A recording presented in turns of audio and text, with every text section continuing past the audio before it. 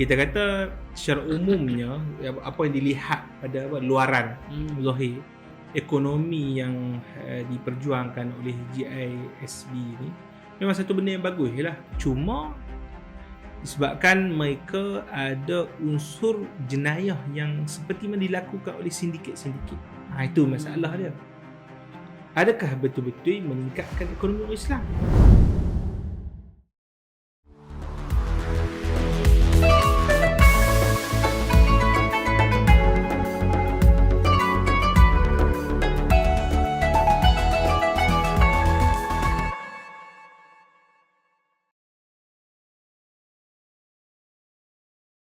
Bismillahirrahmanirrahim. Assalamualaikum warahmatullahi ta'ala wabarakatuh. Bismillah, wassalatu wassalamu ala sayyidina Rasulillah wa alihi wa sahbihi wa man walah wa man tabi'a hudah. Bertemu kita kembali di dalam podcast Tanwir bagi episod kali ini, episod yang ketiga. Pada malam ini insya-Allah kita akan mengupas beberapa isu semasa yang berlaku di dalam negara kita, negara Malaysia, yang mana pada pandangan saya isu yang sangat panas yang boleh dikatakan setiap orang akan ada dia punya pendirian ataupun ada dia punya perspektifnya yang tersendiri, iaitu tak lain tidak bukan tajuk kita adalah seputar Global Ikhwan Service and Business Holding ataupun disingkatkan GISBH. Jadi pada minggu ini kita akan mengupas tajuk bersama kita pada malam ini ataupun pada sesi pada kali ini, iaitu Al-Fadhil Ustaz Ahmad Faiz Al-Fatih. Assalamualaikum Ustaz. Assalamualaikum warahmatullahi wabarakatuh. Sihat lah? Alhamdulillah sihat. Nampak tak bermaya. Letih sikit hari ni kan. Sikit. Macam isu panas. Biasalah tu kan. Kita perjuangan Islam ni dia gasakan demi gasakan tu. Gasakan semangat, gasakan perjuangan Islam ni keras. Ya. Jadi takkan siapa berani berada di medan perjuangan melainkan lelaki yang betul-betul gentleman. Ya. Lelaki ilmiah yang begitu gentleman. Yeah. Dia bukan lelaki yang gentleman tapi lelaki ilmiah yang gentleman. Jadi Ustaz, pada sesi pada kali ini insya-Allah kita akan mengupas tentang GISBH. Saya tengok Ustaz, isu mengenai GISBH ni kita boleh rungkaikan dia daripada 3 kategori ataupun 3 elemen asasi lah yang boleh kita katakan, yang boleh kita rungkaikan pada sesi pada kali ini. Yang pertamanya saya boleh nyatakan iaitu kategori ataupun elemen keagamaan. Yang kedua adalah elemen ekonomi, dan yang ketiga adalah tindakan ataupun respon sama ada daripada pihak kerajaan ataupun penguatkuasa terhadap gerakan ataupun aliran ini. Jadi untuk kita sentuh mengenai elemen yang pertama dulu Ustaz, iaitu elemen keagamaan.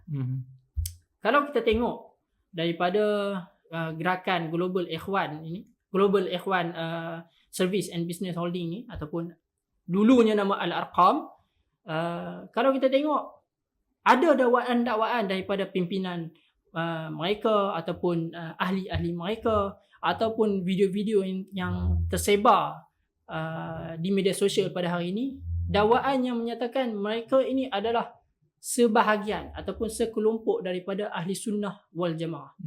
Jadi kita ni dalam keadaan Malaysia ni tengah hangat lah untuk nak mendefinisikan bagaimana ataupun apakah itu ahli sunnah wal jamaah.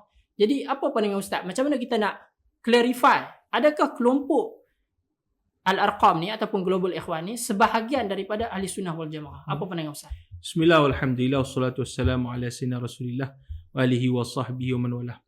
Kiranya isu GISBH ni lama lah kan. Kiranya ataupun kita podcast Tanwir, podcast terang, lambat sikit untuk kita respon. Biasalah waktu cuti sekolah kita tak sempat kita nak jumpa. Jadi kita ambil peluang kali ini untuk kita cuba ulas berkenaan dengan golongan GISB. Yang mana kita macam Ustaz Wan sebut tadi, mereka ni sebenarnya daripada golongan apa? Arkam yang dicetuskan oleh mereka panggil Abuya Ustaz Syahri Muhammad. Jadi berkenaan dengan dakwaan mereka bahawa mereka adalah ahli sunnah wal jamaah, maka kita sebagai orang awam ataupun masyarakat kebanyakan kena lihat pada konten. Itu penting poin saya, kena lihat pada isi konten. Maka sekadar orang tu dakwa, maka kalau kita terima dakwaan tu tanpa melihat kepada isi, tanpa melihat kepada bukti, maka semua boleh dakwa. Macam contoh, orang tu macam zaman dulu dakwa Imam Mahdi. Kalau kita terima ikut dan betul Imam Mahdi, sekadar dakwaan macam tu saja, habislah kan. Dan macam itulah ada golongan Qadiani kan. Qadiani mereka yang kita kata mempertuhankan, daripada banyak kelompok dah sekarang ni, cuma kita sebut mereka ni menabikan Mirza Ghulam Ahmad. Dan mereka mendok kata dia berislam.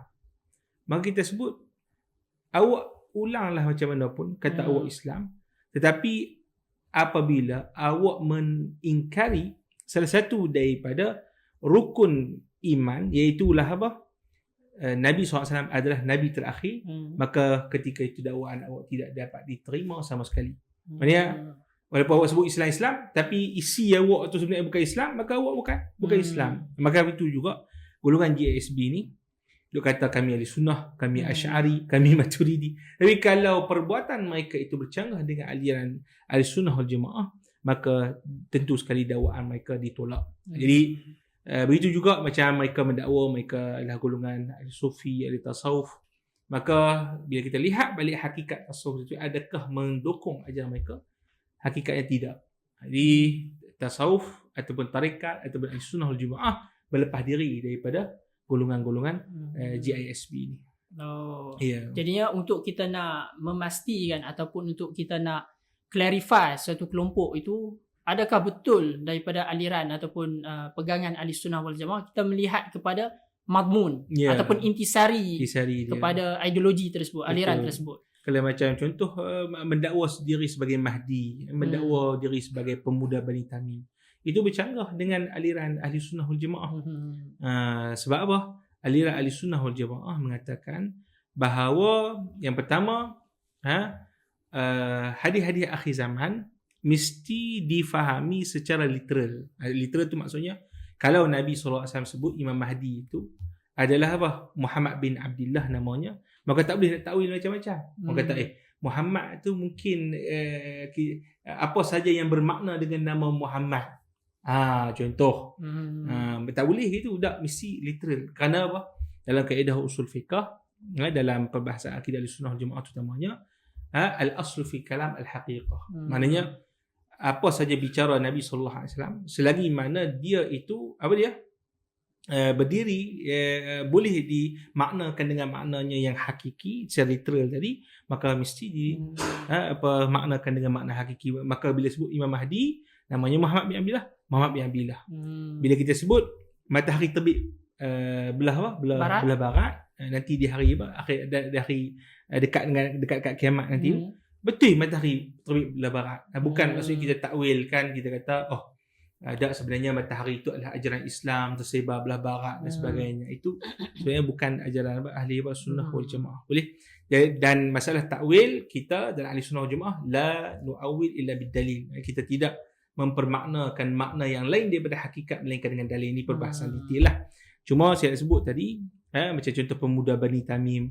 Pemuda Bani Tamim tu yang disebutkan dalam hadis adalah Syu'aib bin Salih At-Tamimi, yang membawa panji Imam Mahdi dan menyediakan kerajaan Imam Mahdi. Bila kita sebut Syu'aib bin Salih, tiba-tiba jadi Asy'ari pula. Kan Ustaz Asy'ari. Itu dah tak kena tak pair. Jadi sebab tu dia panggil perbuatan mempermainkan nas, mentakwil dengan hawa nafsu, maka itu bercanggah dengan ajaran ahli sunnah wal jamaah. Sebab tu kita sebut, kita tak terima mereka, walaupun mereka mendakwa mereka ahli sunnah, mereka mendakwa mereka ahli syairah, kerana yang kita lihat adalah metodologi tadi. Jadi untuk nak memahami nas-nas sama ada daripada Al-Quran ataupun hadis ni, kita pertamanya kita memahami secara literal. Ataupun secara hakikatnya, al-aslu fil kalam al-haqiqah. Jadi kalau kita boleh tak boleh difahami secara hakikat, kita akan berpindah kepada takwil sebagaimana yang Ustaz sebutkan. Jadi itu satu dawabit lah yang disebutkan oleh para ulama kita dalam Ahli Sunnah wal Jamaah. Cuma ya Ustaz, di dalam standardized ataupun disiplin ni, ada sebahagian kelompok yang bila Ustaz sebutkan tentang takwil ni, ada sebahagian kelompok menolak takwilan ataupun menolak takwil ni secara berleluasa, seolah-olah macam takwil yang dibuat oleh ulama ahli sunnah ni, kita masuk sedikit lah bab ni Ustaz, seolah-olah macam takwil yang dibuat oleh ahli sunnah, ulama ahli sunnah wal jamaah ni tak ada sebarang disiplin, tak ada sebarang parameter. Jadi apa komentar Ustaz dalam bab ni? Mereka tidak ada asas ilmu yang kuat. Mana apa maksud asas ilmu yang kuat tu? Maknanya kita ahli sunnah wal jamaah, kita membina apa-apa pernyataan, membina apa-apa kaedah berdasarkan istiqra'. Istiqra' maknanya kita teliti ke semua sumber Al-Quran dan Sunnah. Kita teliti semua kaedah-kaedah akal. Maka kita baru terbitkan, keluarkan pernyataan. Boleh? Maka mereka kita panggil tidak ada kaedah tetap. Mereka sekejap kata sambutan Maulid boleh. Sekejap kata tak boleh. Yang boleh tu tukar nama zikrar Rasul contohnya. Itu dibolehkan pula. Itu dibolehkan pula. Jadi kita panggil padahal bendanya sama. Yang Maulid yang dilakukan oleh masyarakat kebanyakan adalah tidak ada lain, berselawat, menceritakan tentang Rasulullah. Madmun dia sendiri sama. Zikrar tukar sama, menceritakan Rasulullah semua. Jadi kita panggil benda-benda yang dibuat oleh mereka ni, kita panggil tidak didirikan atas kaedah yang tepat. Sebenarnya yang mengikut kaedah mereka sebenarnya mereka buat baru betul, orang lain buat salah. Halal kami haram buka pula. Halal, orang lain haram. Itu je sebenarnya. Boleh? Jadi masalah isu takwil, kita semua ada kaedah. Kita ada sebut kaedah. Maka apa saja kita sebut yang mana diketahui daripada nas menyamakan sesuatu dengan makhluk, maka kita ada ahli sunnah wal jamaah ada dua kaedah. Wa kullu nassin awhama tashbiha fawidhu aw awilhu wa rum tanziha. Semua nas-nas yadullah fawqa aydihim, tangan-tangan tangan yang memahamkan macam Allah Taala ada tangan dan sebagainya. Yang mana kita lihat menyamakan Allah dengan makhluk. Boleh? Tu kaedah kita. Maka kita ahli sunnah wal jamaah serahkan makna tu pada Allah Subhanahu wa taala.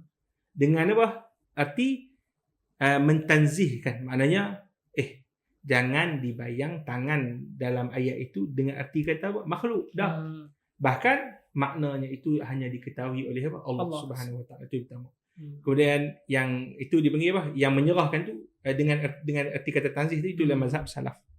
Salaf itu ahli sunnah wal jamaah, kita pegang mazhab salaf. Dan ada lagi dalam ahli sunnah wal jamaah juga ada mazhab dipanggil khalaf, iaitu kita menentukan maknanya selepas daripada kita mentanzih. Mentanzih maknanya kita kata tangan di situ adalah bukan dimaksudkan dengan makna makhluk, tetapi maksudnya itu adalah qudrah, contoh. Itu. Jadi kesemua yang kita letakkan, hakikatnya ada dalil. Apa dalil yang menyebabkan kita faham makna tadi lain daripada faham secara literal, dan kita terpaksa takwil? Allah Taala sebut laisa kamitslihi syai' wa huwas samiul basir. Itu sebagai asas. Itu asas. Allah Taala dia sendiri kata dia bukan sama macam makhluk. Jadi apa yang dibayangkan dari pahaman menyamakan Allah Taala seperti makhluk, maka kita kita tolak makna yang sedemikian. Bahkan Allah Taala itu Tuhan, makhluk itu makhluk, tidak ada persamaan langsung di antara Tuhan dengan makhluknya. Untuk kupasan yang seterusnya, kita akan tengok mengenai GISBH dan juga ekonomi umat Islam. Jadi pada malam ini, Ustaz, saya nak tanya kepada Ustaz, kalau kita tengok kepada GISBH, kita boleh sebutkan yang GISBH ni dia adalah asas kepada perniagaan lah, kan? Nama pun Service and Business Holding. Jadi dia punya power dia ataupun expertise dia adalah di dalam bidang perniagaan. Dan kalau kita tengok dia orang punya perniagaan ataupun bisnes ni bukan sahaja di dalam negara, bukan sahaja tempatan, tapi bahkan bertaraf antarabangsa. Bahkan kalau kita tengok di Mesir pun kan, ada Nur Malaysia. Tahu Amin makan situ kan? Ya, saya sendiri pun pernah makan di situ, ada Nur Malaysia. Kalau ada satu lagi Mahabbah kalau di Mesir tu kan. Di Hayasabek tu. Di negara-negara lain, di Turki dan di merata tempat lah. Jadi ini di antara perniagaan yang mana diisi pekerja-pekerja ni daripada kalangan orang Islam. Tak menerima pekerja dia daripada bukan orang Islam. Jadi bila mana kerajaan pada hari ini, bila dah buat siasatan, buat penangkapan, kemudian nak start kepada hukuman, ke arah hukuman dan sebagainya, ada ungkapan yang dikeluarkan oleh pimpinan-pimpinan GISBH pada hari ini. Dia orang mengatakan penguat kuasa dan juga kerajaan Malaysia dah nak meruntuhkan ekonomi umat Islam. Seperti yang kita tahu, pekerja-pekerja GISBH ni semuanya daripada umat Islam. Jadi macam mana kita nak mengimbangi perkara tersebut dengan aliran yang dibawa oleh GISBH ni, Ustaz? Berkenaan dengan masalah ekonomi yang diperjuangkan oleh GISB ni, kita kata secara umumnya apa yang dilihat pada luaran zahir memang satu benda yang bagus lah. Kiranya kita masuk dalam industri ekonomi asas, retail dan sebagainya, peruncitan, maka buat habis, ada hotel, ada apa kan, GISBH tadi. Dan itu sebenarnya satu fardu kifayah bagi orang Islam. Itu memang kita akui sebagai satu tanggungjawab yang perlu dilakukan oleh orang Islam. Jadi orang Islam tak boleh duduk sajalah.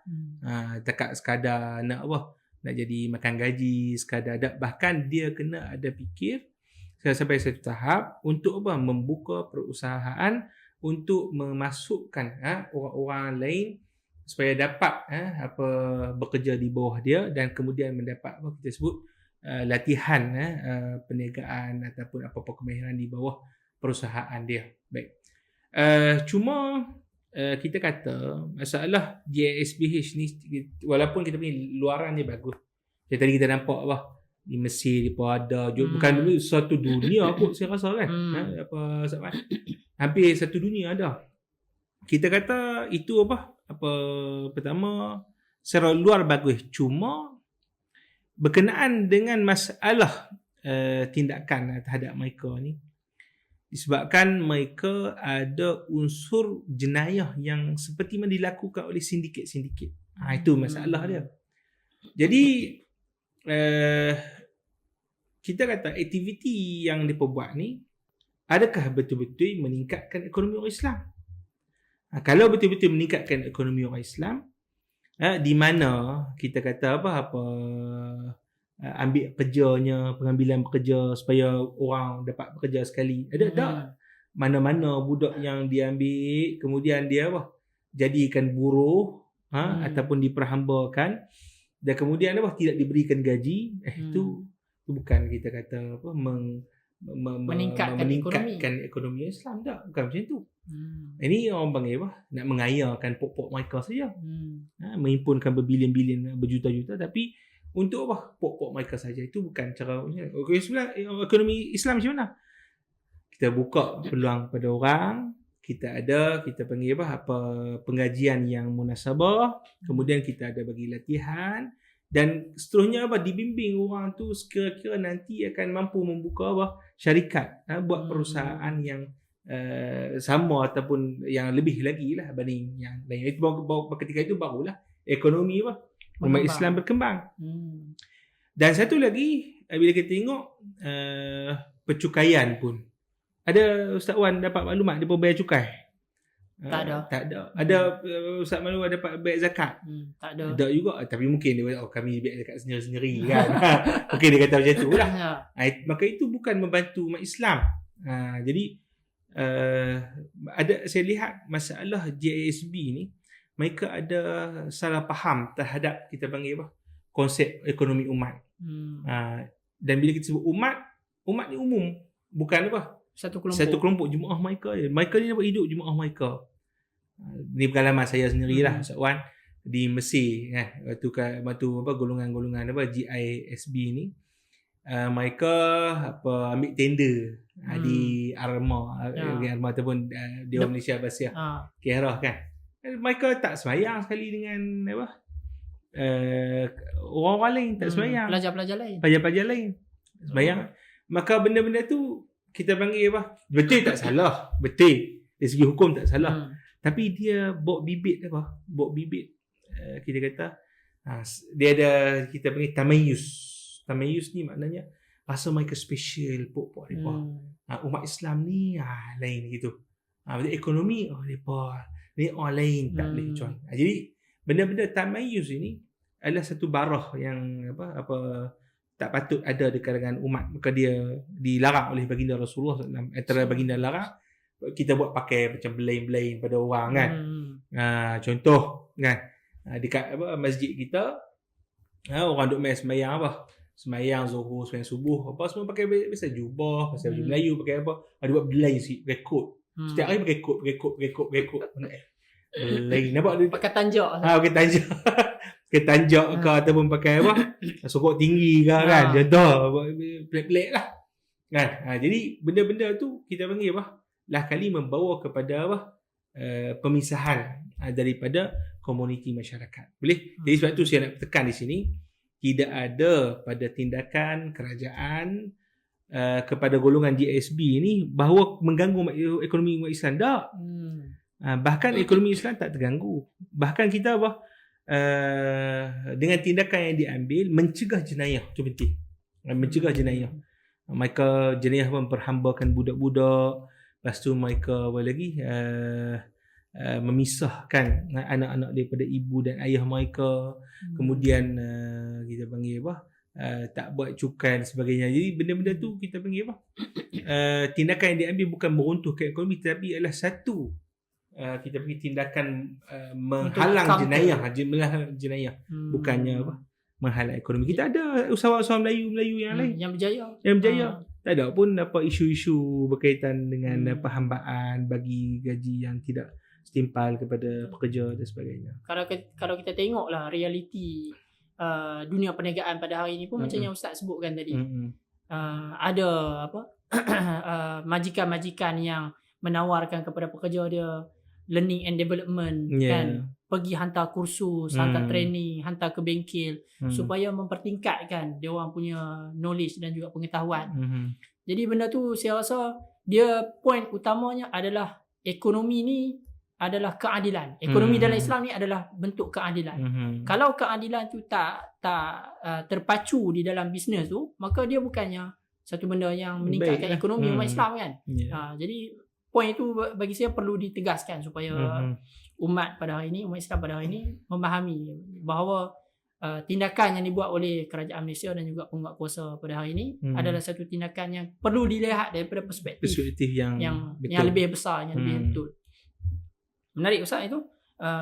Satu lagi Ustaz, kalau kita tengok kepada perniagaan ekonomi ataupun GISBH ni, kita tengok dia lebih menjurus kepada perniagaan kecil lah, retail kan, peruncitan ataupun dalam bab restoran dan sebagainya. Bagaimana kita nak mengimbangi pula perniagaan tersebut dengan perniagaan dunia ataupun perniagaan umat Islam yang besar-besar ni, contoh memiliki syarikat korporat dan sebagainya, supaya benda ni dapat memajukan ekonomi umat Islam. Adakah ada dia punya kontra di antara dua? Tak ada. Dia orang panggil, kalau seseorang terlibat dalam perniagaan kecil, dia pun termasuk daripada orang yang contribute dalam ekonomi umat Islam. Dan kita pun tahu daripada kecil-kecilan ni lah akan jadi tertubuhnya syarikat yang besar. Itulah. Dan kita kata betul dari segi kita panggil masyarakat perlu dilihat untuk contribute dalam ekonomi ni pada skala yang lebih besar. Yang saya nampak tak patut untuk kita sekadar macam sekarang di zaman TikTok berlaku kan, duduk jom kita pergi menega semua, SPM tak ya, PhD tak ya, engineer tak ya, apa pun tak ya. Itu sebenarnya mengecilkan skop ekonomi umat ini. kepada hanya menega benda-benda retail, benda-benda peruncitan dan sebagainya. Tapi kalau masyarakat kita lihat lebih besar, maknanya dipanggil memajukan industri ekonomi dari segi kualiti, dipanggil kualiti, menambah kualiti pekerja. Yang ni didapati melalui pendidikan. Yang ni yang orang tak nampak. Maka bila kita contoh macam mana ekonomi Israel boleh besar, dia melalui high tech punya bisnes, betul tak? Teknologi dan sebagainya. Macam mana boleh dibangunkan ekonomi high tech semua tu? Daripada pekerja-pekerja yang berkemahiran tinggi. Macam mana nak dapat kemahiran tinggi? Dengan ilmu pengetahuan, dengan latihan yang kita panggil yang diterapkan dalam masyarakat. Jadi perlu, bila saya nak tekankan pada adik-adik rakyat Malaysia ni semua, bila dia lihat ekonomi, dia tak hanya lihat kepada masalah kecil-kecilan. Betul, tak nafi. Perlu ni ada, bukan nak merendahkan. Bukan merendah. Betul ada orang mesti di kalangan umat Islam buat Maggi contoh. Betul ada buat tepung. Betul itu tak nafi. Betul. Dan dia pun secara tidak langsung menyumbang pada perkara ekonomi besar. Tapi yang kita lihat pada negara maju, mereka tidak terhad pada perkara kecil, tapi lebih kepada peningkatan modal insan untuk dia itu dilatih dengan kemahiran yang berperingkat tinggi. Maka sebab tu kita pentingkan adik-adik kita ni untuk belajar, ambil PhD, kuasai bidang-bidang.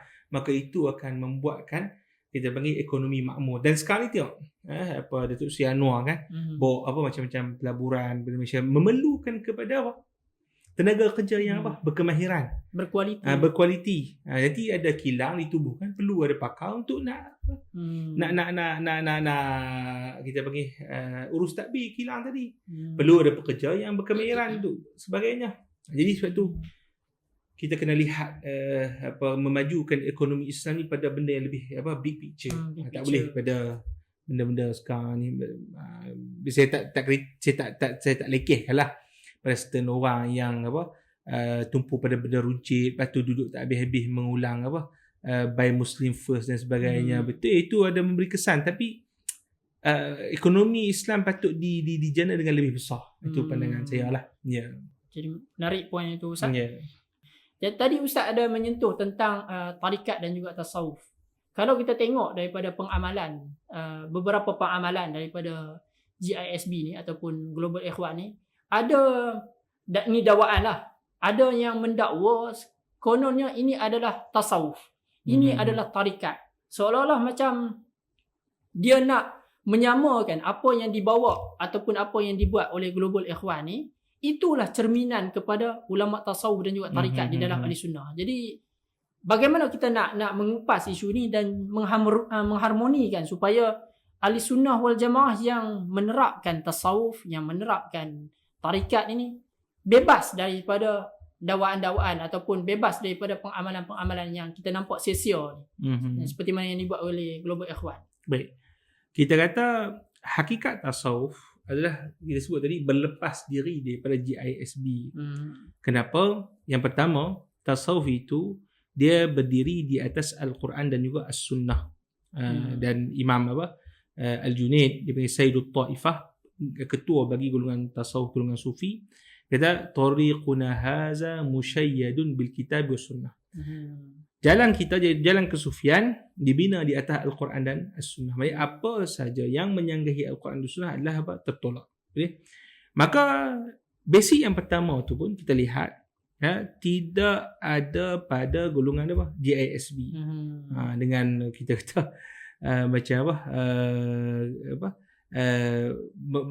pemahaman mereka terhadap nas kan, terhadap hadiah-hadiah akhir zaman, boleh Imam Mahdi dan sebagainya, boleh. Lepas tu macam lagu Power Kaabah, apa punya tu lagu Power Kaabah, sedangkan power sabun pun ada power dia tu sedang. Jadi kira bagaimana itu tak ada kita kata kesamaan langsung dengan aliran tasawuf yang berdiri di atas Al-Quran dan Sunnah. Dan Al-Quran dan Sunnah, bila kita sebut berdiri atas Al-Quran dan Sunnah, mesti apa? Dia sebut atas jalan ilmu atau jalan ilmu. Automatik lah bila Quran dan Sunnah maknanya ilmu. Dan kemudian kita tengok golongan GISB ni, kita tanya siapa guru mereka, kan? Mana sanad keilmuan mereka, mana guru mengaji dengan siapa dan sebagainya. Tak ada. Maka sebab tu kita kata ini juga bercanggah dengan apa? Aliran apa? Tasawuf. Maka tasawuf ini sangat-sangat mengambil berat berkenaan dengan guru yang berkelayakan untuk mentarbiah anak-anak muridnya. Jadi orang tu mesti alim, ulama. Dan alhamdulillah kami ataupun Ustaz Wan sendiri kan, kita ambil tarikat Syaziliyah daripada apa? Maulana Al-Imam Ali Jum'ah hafizahullah ta'ala wa radiyallahu ta'ala anhu. Dia adalah apa? Penerus tarikat Syaziliyah. Sebab beliau orang yang cukup mahir dengan apa? Al-Quran, Sunnah, ilmu usul fiqh, ilmu sebagainya. Keahlian dia tidak dipertikai. Jadi sebab tu saya amat-amat menyeru kepada masyarakat, apabila nak menjalani jalan tasawuf, tidak boleh mengambil daripada sewenang-wenang orang. Maka mesti ambil daripada pertama orang yang diyakini keilmuannya itu dengan apa? Pegangan Al-Quran dan juga As-Sunnah. Pertama. Yang kedua, orang tersebut mesti apa? Sanadnya itu bersambung. Maka Syekh Ali Jum'ah yang kita kata tarikat Syaziliyah itu jelas sanadnya daripada apa? Sayyidi Abdullah bin Siddiq Al-Ghumari, dan ramai lagi lah Syekh dia Syekh Abdul Jalil Al-Quranshawi, Syekh Ahmad Mursi, banyak syekh-syekh yang lain. Zakiuddin Ibrahim, Zakiuddin Ibrahim, yang mana apa? Sanad mereka itu jelas-jelas diambil daripada guru, yang diambil daripada guru, dia ambil guru sampai baginda Rasulullah sallallahu alaihi wasallam. Itu kita kata apa? Intipati apa? Tasawuf. Maka tasawuf ini bukan cakap-cakap mengarut, bukan cakap-cakap khurafat. Sembang apa? Power Kaabah, sabun pun ada power, bukan macam tu. Tak, okay? Tasawuf ilmu. Tasawuf ini adalah martabat ihsan yang didirikan daripada Al-Quran dan Sunnah, dan apa? Dia itu apa? Diambil secara bersanad, bersilsilah sampai kepada Rasulullah sallallahu alaihi wasallam. Ya. Jadinya untuk kita nak memahami ataupun menyedari satu aliran tu, dia kalau dia mendakwa sekalipun dia adalah aliran tasawuf ataupun ada bawa tarikat, kita kena make sure dia ada metodologi dia, ada guru dia, ada bi'ah dia. Sebab tu saya apa masalah zaman sekarang ni, kenapa ada kekeliruan? Ada kita panggil poin-poin kan yang dilakukan oleh pokok yang jahil. Maka terus mereka umumkan, takmim, umumkan, kata apa? Maksudnya semua geng tasawuf macam ni lah panggil dia. Tak betul. Boleh? Tengok ni juga berlaku Ustaz. Saya ingat saya apa yang bila mana Mama Ghufran buat plek-plek di Indon. Kemudian Mama Ghufran ada buat satu video tentang ada Asy'ari. Jadi ini seolah-olah macam jadi backfire kepada Asy'ariyah pada zaman Al-Sunnah. Tak ada backfire pun. Sedangkan Asy'ariyah dia berlepas diri daripada semua. Kita tak ada kaitan dengan apa Mama Ghufran. Kan? Apa berkenaan dengan apa? Bahasa semut, bahasa innaka makal. Tak ada kaitan apa. Dan kita tak ada apa. Tapi kita panggil apa? Perbuatan mengelirukan orang ini tak patut dilakukan oleh pemegang-pemegang sijil-sijil tinggi. Kita kata awak ada degree, awak ada master, awak ada apa PhD. Bila awak keluarkan kenyataan, tak patut keluarkan kenyataannya mengelirukan. Semua dibakulkan sekali dalam satu benda. Sedangkan kalau kita mengaji metodologi PhD, metodologi apa begitu teliti. Tapi dalam kenyataan kita, dalam kehidupan kita, kita bakulkan semua sekali. Macam Ustaz Wan lepas master di Viva, lepas ke perangai macam tu semua balon sekali. Dah memang sangkut. Memang sangkut tak boleh lah. Kan? Jadi kita bagi masalah sebab apa kita bincang masalah ni? Kerana apa? Mereka begitu allergic dengan apa? Aliran apa? Tasawuf. Mereka mau masyarakat kita ni lari daripada aliran yang betul, aliran tasawuf, lari daripada apa? Kita kata guru-guru yang benar, yang bersanad, yang berpegang teguh dengan fahaman ahli sunnah Jumaat yang betul. Maka sebab tu mereka buat propaganda seperti ini. Sebab tu isu ni saya ambil peluang sungguh supaya apa? Supaya orang faham beza antara apa? Ahli sunnah yang sebenar, ahli sufi yang sebenar dengan ahli dakwaan. Ya. Jadi saya boleh simpulkan untuk elemen yang pertama pada malam ni untuk kita nak kenal ahli sunnah wal jamaah tu, yang pertamanya kita tengok dia punya intipati dia ataupun mazmun, pembawakan dia macam mana, adakah bertepatan dengan Al-Quran dan juga As-Sunnah. Kemudian yang kedua kita tengok kepada dia punya, kalau dia ada buat sebarang takwilan, adakah takwilan dia tu takwilan yang sahih, yang bertepatan dengan disiplin dan juga dawabit oleh ulama ahli sunnah. Yang ketiga saya boleh nyatakan juga di sini Ustaz, ulama ahli sunnah ni adalah yang dia ada dia punya metodologi dia, bersambungan sanad dia, bukan sekadar dakwa-dakwi yang menyatakan aku ahli sunnah, aku asy'ari, aku maturidi. Tapi kita tengok kepada dia punya metodologi dia, siapa guru dia, siapa guru dia, sampailah benda tu berterusan kepada Nabi sallallahu alaihi wasallam. Jadi saya rasa ini satu poin yang perlu ditekankan kepada masyarakat pada hari ini, supaya kalau ada omong-omong kosong daripada mana-mana gerakan liberal ke yang mendakwa inilah Asy'ari, inilah ahli sunnah, inilah Aswaja ataupun Asam Jawa. Tapi kita kena berbalik kepada tiga benda yang kita sebutkan di sini. Sebab kalau kita contohlah menghukum hanya kerana dakwa-dakwi ataupun pengikut-pengikut yang jahil, maka ini tasawuf, kerana pengikut-pengikut yang jahil yang mendakwa-dakwi itu, maka kita sebenarnya tak konsisten dengan menolak dakwaan pokok yang bukan Islam, yang memusuhi Islam. Contoh kenapa orang memusuhi Islam? Sebab apa? Dia menggunakan beberapa perbuatan orang Islam yang jahil dan dikatakan itu adalah ajaran Islam. Jadi kita tolak macam mana? Kita kata dah beza antara ajaran Islam dengan pengikut yang jahil. Macam itu jugalah beza dengan tasawuf yang sebenar dengan pengikut-pengikut yang mendakwa-dakwi dan jahil ini. Ini yang selalu Maulana Imam Syah Ali Jumaah selalu sebutkan, al-farqu baina din wa tadayyun, kan Ustaz. Jadi ini satu penegasan masyarakat di luar sana supaya fahami dulu intipati kepada ahli sunnah wal jamaah sebelum kita nak menghukum. Siri kali ini kita akan tengok tindakan dan juga respon daripada pihak berkuasa, daripada pihak JAKIM, pihak kerajaan, agensi-agensi kerajaan terhadap Global Ikhwan ataupun GISBH. Jadi soalan saya kepada Ustaz, kalau kita tengok tindakan yang dibuat oleh pihak kerajaan, terutamanya daripada agensi JAKIM, pihak JAKIM, daripada PDRM, Jabatan Kebajikan Masyarakat dan sebagainya, kita tengok pada zahirnya seolah-olah macam tindakan ni agak lewat, sehingga kan ini menimbulkan kecaman daripada utara Malaysia, daripada tokoh-tokoh daripada utara Malaysia, kan, mengecam tindakan lewat, khususnya disentuh kepada pihak JAKIM. Jadi macam mana kita nak menyelesaikan kecaman-kecaman ni supaya kita dapat mengimbangi peranan pihak JAKIM dengan peranan pihak penguat kuasa di dalam negara Malaysia? Bagaimana Ustaz? Baik, berkenaan dengan tindakan yang diambil terhadap GISB, kita lihat kalau kronologi kisah GISB ni semenjak daripada 2011 lagi sebenarnya, dan kita lihat telah diadakan taubat perisyarahan istitabah secara besar-besaran, tak silap-silap pada 2013.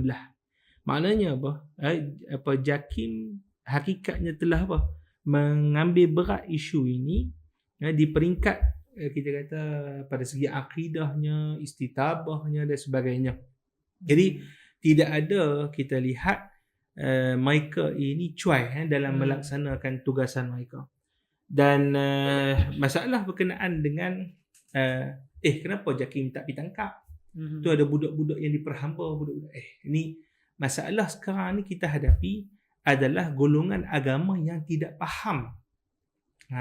Dipanggil bidang kuasa agensi-agensi. Ini masalah golongan agama ni.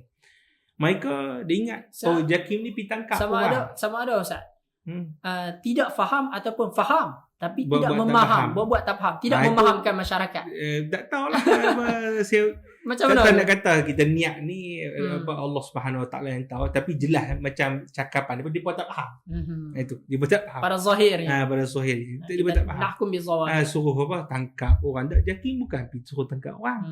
Jakim ni hatta pada mengeluarkan fatwa pun bukan bidang tugas mereka. Bidang tugas mengeluarkan fatwa adalah Jabatan Fatwa Negeri-Negeri. Oh, Jakim dia tak ada. Tak, Jakim mempengerusikan muzakarah fatwa kebangsaan. Oh, sekretariat lah. Sekretariat maknanya menyelaraskan perbincangan fatwa yang dikeluarkan kalau boleh selaras ke semua di negeri-negeri gitu. Dan kemudian Jakim juga adalah apa? Pada penerangan dan sebagainya. Boleh. Jadi bukan tugas Jakim untuk menangkap. Itu kena faham baik-baik. Dan sebenarnya bila kita lihat atas penerangan yang baru-baru ni kan, pihak polis pun sendiri menyebut bahawa apa, memang ada sesi libat urus bersama Jakim, bersama Jabatan Kebajikan Masyarakat. Jadi kita tengok pelik apabila ada golongan-golongan yang mengeruhkan keadaan dengan mengeluarkan kenyataan-kenyataan yang berbau memburukkan agensi agama, meruntuhkan agensi agama. Sebab tu seolah-olah macam ada udang di sebalik batu. Saya lihat apa yang mereka lakukan ini tidak ada beza dengan golongan-golongan yang memusuhi agensi agama, institusi agama, golongan liberal, golongan pluralisme. Itu kita heran apabila secara sembrono mencela institusi agama. Dan kita tak pelik bahawa ada tokoh-tokoh ni juga di sebelum ini pernah memainkan isu tabur haji. Kalau Ustaz Wan ingat dulu, tabur haji telah jual harta asetnya lah sampai mencetus panik dalam masyarakat, sampai orang nak keluarkan duit daripada tabur haji dengan beramai-ramai. Ini apa yang akan berlaku? Akan meruntuhkan institusi besar yang banyak membantu umat Islam dengan pelaburannya, dengan membantu pengurusan hajinya dan sebagainya. Maknanya saya sebutlah secara peribadi saya, mereka ini pertama memang kita kata tidak ada kefahaman yang betul-betul tentang realiti. Yang pertama, sebab tu dia tak tahu di sini apa. Kemudian yang kedua, kita kata sikap belah langgar. Jadi satu sikap yang dominan. Betul. Saya tak nafi kalangan golongan ini sangat bersemangat untuk melaksanakan sunnah. Betul. Tapi sunnah bukan cara begitu dilaksanakan. Sunnah ni sebenarnya sistem. Itulah sebenarnya sunnah. Jadi ni pengalaman saya lah, saya sebut lah kan, pengalaman saya. Ustaz Wan mungkin balik hari Adha dulu. Adha Ustaz Wan orang Perlis juga kan. Kita sama-sama orang Perlis. Sama orang Perlis. Ni kritikan saya. Saya sebut apa? Apabila kita bersemangat betul dalam sunnah Nabi sallallahu alaihi wasallam dilakukan solat Aidil Fitri, Aidil Adha di kawasan lapang. Betul? Tapi bila kita nak sanakan, kita mesti raikan. Kita panggil apa situasi, bukan kita boleh tak kira buat juga di luar, apa jadi pun jadi. Maka apa yang berlaku, ni saya pengalaman saya, bila pakcik-pakcik yang hadir kan, apabila dia buat luar tu, disediakan speaker yang tika-tika kapet-kapet hanya disediakan satu soft saja. Jadi pakcik-pakcik yang soft hadapannya macam mana soft hadapan? Mereka mungkin tak dengar taklimat daripada taklimat selalunya taklimat raya ni buat dia sembahyang Jumaat kan, sebelum tu kan. Mungkin dia sebab baru sampai. Dia bila tak buat sejadah, tak buat apa, ataupun buat sejadah sakit. Pakcik-pakcik ni dia sunnah kau sampai sakit kaki macam ni kan cakap itu. Nampak sunnah tu jadi rumit pula, jadi masalah pula. Begitu. Dan satu lagi saya sebut masalah isu memudahkan poligami. Betul, poligami adalah benda yang pernah dilakukan oleh Rasulullah SAW. Tapi adakah boleh dileluasakan macam tu? Jom poligami, nikah ramai-ramai tanpa diraikan apa syarat-syarat dia? Tak boleh macam tu. Maka ada syarat-syarat. Kita pun tahu solat pun ada syarat dia, ada rukun dia dan sebagainya. Maka bila jabatan-jabatan agama nak orang tu nak menikah poligami, maka mesti ada cukup syarat. Nafkahnya bagi bini pertama selesai, dan mesti dia ada takat kita kata pendapatan yang bersesuaian. Kalau contoh Selangor 10,000 contoh, saya tak ingatlah apa update terkini kan contohnya, daripada 10,000. Jadi kalau tiba-tiba dia 10,000 duit pun tak ada, gaji apa 2,000 je. Tapi Tiba-tiba nak gatal poligami. Nafkah apa kita kata, dengan nafkah isteri pertama tidak cukup, isteri kedua pun terabai. Jadi apa keluarga yang kita nak bina daripada perkara tersebut. Jadi itu yang saya sangat kesal daripada orang agamawan yang betul cintakan sunnah, tapi sunnah bukan cara begitu dilaksanakan. Yang pertama tadi kita sebut, kita kena hormat agensi, kita kena hormat institusi, kita kena hormat sekian-sekian. Kerana apa? Kalaulah dilanggar ke semua institusi tadi ni, maka masyarakat kita akan dalam kebingungan, tidak tahu siapa akan menyelesaikan masalah yang mereka hadapi. Jadi nak mencela, nak memaki hamu, nak menaikkan kemarahan, sentimen terhadap institusi ni, kena hati-hati, tak boleh. Tak boleh buat lebih kurang. Jadi ustaz apa kata kat Palih tu tak apa pula, ni kritikan, saya sebut kritikan.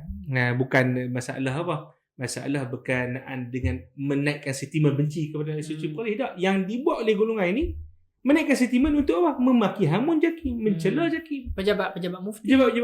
Mufti tak buat kerja. Apa ni? Ni bukan apa kita kata apa kritikan ilmiah. Kritikan ilmiah. Macam tadi kita sebut pasal poligami kita. Itu ilmiah. Jadi perlu kepada dawabit dalam dawabit. Jadi kena berhati-hati dalam masalah ni. Jadi tu saya sangat kesal lah dengan sikap. Jadi negara madani, kalau betul lah saya menyeru pada PMA kita kan, betul-betul madani dibina di atas apa? Pencerahan. Itu diberi nilai madani. Sebagaimana Madinatul Munawwarah itu bercahaya dengan apa? Sinar ilmu Rasulullah SAW. Kita pun kena macam tu. Tak boleh dibina atas kekeliruan, atas provokasi. Kemudian yang kedua, dibina atas apa? Kekabutan. Hingar-bingar. Kita tak mahu macam tu. Negara Madani dibina, tapi dibina atas apa? Atas sistem. Jadi perbuatan melanggar agensi, perbuatan memberi kekeliruan, perbuatan semua itu dia tidak membawa kebaikan pada negara Madani, bahkan dia bawa pada kehancuran. Kalau kita tengok dalam media sosial pada hari ini, akibat daripada tamparan dan juga kecaman seolah-olah menampakkan yang agensi keagamaan di kerajaan persekutuan ni seolah-olah macam tak berfungsi. Macam yang Ustaz sebutkan tadi, pihak PDRM pun ada menyatakan dia orang pun ada dapat maklumat daripada JAKIM, maklumat daripada pihak-pihak yang lain. Jadi ini menunjukkan keselarian dan juga keselarasan dalam nak membuat amar makruf nahi munkar. Tapi ini dinafikan oleh mufti negeri Perlis. Jadi macam yang Ustaz kata lah, ini lebih bukan dinafikan, tetapi mungkin dinampakkan zahirkan macam tu. Itu teguran saya lah. Maksudnya taklah sampai, tak patutlah buat macam tu. Tak patut. Yang menjadi tanda tanya lah Ustaz pada saya, kalau kita tengok dalam isu GISBH, ya betul GISBH ni adalah golongan yang pelampau, meskipun dia nak mendakwa dia ahli sunnah ke, dia bawa tasawuf ke, tarikat ke, dia ada aurat dia, meskipun dia mendakwa macam-macam, pihak dia mendakwa macam-macam, dia ada bawa kesesatan dan sebagainya. Kalau kita tengok kronologi pada hari ini ataupun situasi pada hari ini, seolah-olah macam JAKIM sahaja yang bersalah. Kan? Kalau kita tengok daripada segi perundangan, JAKIM dia tak ada, macam yang Ustaz sebutkan, JAKIM tak ada bidang penguatkuasa untuk nak tangkap orang, untuk nak keluarkan fatwa pula. Ada juga pihak-pihak yang berkuasa untuk nak menangkap kalau ada jenayah dan sebagainya, seperti mana PDRM. Yang jadi keheranan ni Ustaz, pasal apa Perlis tak attack juga agensi-agensi kerajaan yang lain, Jabatan Kebajikan Masyarakat, PDRM, hatta Ustaz, ni saya nak tanya pada Ustaz, pandangan Ustaz, hatta tak dipersalahkan pun Menteri Kementerian Dalam Negeri sebelum-sebelum ni. Pasal apa hanya JAKIM saja yang dipersalahkan? Allah alam. Patutnya kita kata biar benda ni dibiarkan berlaku secara profesional. Maknanya kalau penjawatan JAKIM itu diberikan kepada mana-mana individu, maka dia dibuat berdasarkan saringan yang betul, bukan dengan kita buat bingar-bingar di luar. Dan benda ni kita kata tak profesional, tidak membawa kebaikan dalam masyarakat. Agama Islam tidak mengajar sebegitu. Itu. Jadi untuk nak menegakkan sunnah, nak membuat amal makruf nahi munkar, dalam konteks dunia pada hari ini kita perlu be professional lah. Professional lah, ikut peraturan perundangan. Jadi itu satu poin yang perlu ditegaskan supaya masyarakat faham. Masyarakat faham, yang pertamanya yang saya boleh sebutkan, peranan JAKIM. Masyarakat faham peranan PDRM, Polis Diraja Malaysia. Patut mereka yang menerangkan benda tu. Dan faham situasi pada hari ini bukanlah petik jari selesai semua. Semua. Dia mesti melalui siasatan dan sebagainya. Tapi bila ada hentaman terhadap pihak, lepas tu ada kita kata bakul pukul rata, sikap pukul rata pada semua tasawuf sebagainya. Benda tu kita kata tak patutlah. Tak patut. Sepatutnya isu ni perlu dibahaskan secara objektif, secara tenang. Tak perlu nak kaitkan mana-mana aliran ahli sunnah ke yang sebagainya, supaya tak memberi satu gambaran yang negatif terhadap ahli sunnah. Itu yang perlu disebutkanlah. Jadi sebelum saya nak menutup sesi podcast kita pada malam ni, Ustaz, saya ada soalan tambahan. Soalan tambahan saya ni terkait dengan elemen yang pertama kita dalam siri podcast pada kali ini, iaitu terkait dengan keagamaan. Ini saya perlu tanya sebab apa? Isu ni agak bukanlah nak kata rumit, isu ni agak panas, agak kontroversi pada hari ini. Dalam mana kelompok GISBH ni mengangkat Abuya Ash'ari Muhammad, pada saya lah, bukan lagi pada tahap murabbi. Sehingga kan ada dakwaan bahawa dia adalah Imam Mahdi dan sebagainya. Jadi untuk nak clear kan isu murabbi tak murabbi, macam mana yang ulama ahli sunnah ni faham, Ustaz, tentang murabbi ni? Baik, berkenaan murabbi saya sebenarnya dah sebutlah awal tadi, masalah kita kata syarat untuk murabbi ni yang mentarbiah, mendidik anak-anak ni, maka mesti orang itu sempurna pemahamannya dalam Al-Quran dan juga As-Sunnah. Jadi kita tahu latar belakang Abuya. Dia mengaji dengan siapa? Dia ambil dengan siapa? Boleh? Adakah dia diiktiraf oleh guru sebelum ataupun tidak? Jika kalau tidak iktiraf, tidak boleh sebenarnya. Jadi masalah golongan ini, maka tidak ada dibagi pengiktirafan silsilah daripada guru yang berkelayakan. Jadi kalau dah ada silsilah, ada sanad bersambungan, kemudian diketahui dia punya ilmu pengetahuan, kedalaman ilmu dan sebagainya, kalaulah dia berlaku seolah-olah sebagaimana yang GISBH buat pada hari ini, adanya tabarruk dengan asar Abuya, adanya tawasul dengan nama Abuya, ya Abuya, ya Abuya dan sebagainya, kemudian adanya istighasah terhadap Abuya, wahai Abuya, tolonglah kami, bantulah kami. Macam mana benda tu kita nak clear kan, supaya ahli sunnah wal jamaah berlepas diri daripada tindakan dan juga perlakuan GISBH. Baik, apa masalah berkenaan dengan tabarruk, berkenaan dengan tawassul dan istighasah, benda tu bukan kita kata secara umumnya dilarang dalam agama Islam dak. Bahkan tak dilarang.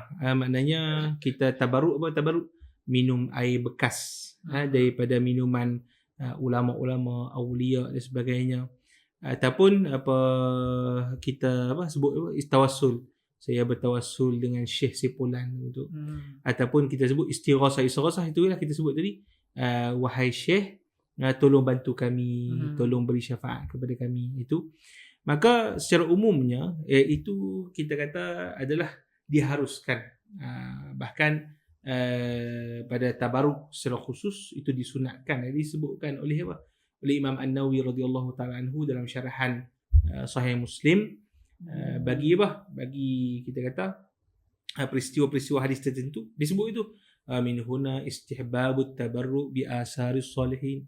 Maka di sini sunat untuk mengambil keberkatan daripada bekas-bekas orang yang soleh. Cuma kita kena faham satu benda, ahli sunnah wal jamaah, dia kita kata isu tabarruk, isu tawassul, isu istighasah ini kecil aja dalam golongan ahli sunnah. Ahli sunnah apa yang besar? Ahli sunnah bukan kita memberatkan benda-benda tu pun. Kalau kita di Mesir kan, ahli sunnah wal jamaah adalah memberatkan pada menuntut ilmu dengan sahih, mewarisi Al-Quran dengan kefahaman yang betul, beramal dengan apa? Kita sebut apa? Kita kata macam apa, geng-geng ni lah. Maksudnya usaha semua beramal tu. Solat tak tinggal apa semua tu. Okay. Tabaruk apa semua ni kita kata picisan je. Benda sampingan. Benda sampingan, bukan maknanya tak sembahyang, sembahyang lebih kurang tapi kalau tabaruk tak, itu bukan yang kumal, yang sempurna di kalangan ulama-ulama yang kita warisi daripada apa? Mereka ilmu. Golongan GISB ni mereka macam kita kata apa, jadi benda tu utama. Minum air kaki apa semua. Tak, kita ada Syekh Ali kami mengaji dulu ada duk wajibkan anak murid minum air kaki dia, betul tak? Kan? Kita dapat salam Syekh Ali pun sekali-sekala, alhamdulillah. Tu pun dapat rezeki cium dengan dia. Tapi yang kebanyakannya memang kita hadiri pengajian, kita perbahaskan dengan perbahasan ilmiah, itu yang besarnya itu. Jadi kita lihat yang sufi ahli sunnah sebenarnya tabarruk sikit saja. Bukan benda yang kita beri keutamaan. Ya. Dan kita ahli sunnah wal jamaah dalam masa yang sama tidak menolak amalan-amalan tersebut. Ya. Dan yang kedua, memang yang ditabarukkan ataupun sebagainya itu adalah memang orang yang masyhur. Masyhur dengan kesolehannya, keilmuannya. Macam Abuya siapa yang ni masyhur keilmuan tak tahu. Dia faham maka itu sebab kita kena faham baik-baik. Faham baik-baik. Yang pertama dari segi ahli sufi sendiri sikit dia masalah benda-benda tu daripada segi pengamalan. Yang paling besar menuntut ilmu. Untuk ilmu, bekerja, sohbah dengan ulama. Sohbah dengan ulama, khidmat umat Nabi SAW. Itu yang utama. Kita pun kalau ziarah kubur sikit-sikit je, bukan tiap hari, bukan seminggu sekali, sebulan sekali, bukan itu utama. Keutamaan. Sat je jumpa kan. Dan sebagainya. Jadi benda-benda tu perlu kita sebutkan hal yang sebenar supaya masyarakat tak salah faham berkenaan dengan isu yang sebenar. Dan insya-Allah sesi yang akan datang nanti secara lebih panjang berkenaan dengan tabarruk, saya akan terangkan detail dalil-dalilnya, berkenaan istighosah pada dalilnya, tawassul pada dalilnya, dan apakah dia syirik ataupun tidak. Itu kita kena buat sesi yang lain lah. Itu insya-Allah. Supaya biar betul faham masalah ni. Supaya menarik Ustaz, 3 poin yang kita sentuh pada malam ni. Pertama tentang keagamaan, yang kedua tentang ekonomi, yang ketiga adalah tindakan. Yang mana 3 poin ini ataupun 3 elemen ni semuanya berputar ataupun berkisar pada GISBH. Jadi saya rasa malam ini adalah sesi ini adalah sesi yang sangat baik untuk kita nak mengharmonikan apa yang patut diharmonikan. Kita buang persepsi, buang sentimen supaya GISBH ni dihukum dengan cara yang adil dan saksama.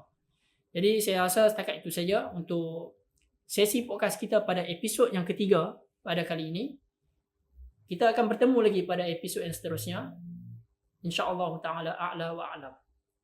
Tanwir, kita terang bukan menyerang. Assalamualaikum warahmatullahi taala wabarakatuh.